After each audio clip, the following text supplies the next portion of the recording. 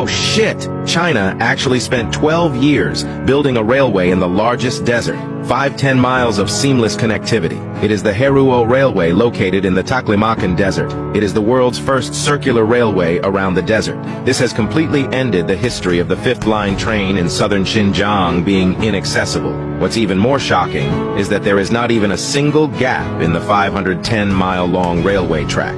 Although the railway length is not long, it crosses the Sea of Death. 75% of the road section is mobile desert. Sandstorms are often encountered during construction. It also has to pass through a devilish area with no water, no electricity, and no man's land. Construction is very difficult.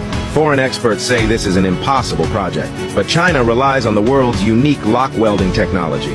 Building railways on one side, build a green sand fixation barrier on the other side.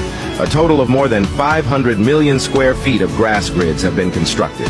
Nearly 13 million trees were planted and built a 38-mile sand bridge.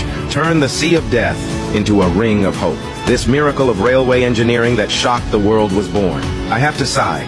Dare to build a railway in the desert. I am afraid that only China in the world can accomplish this.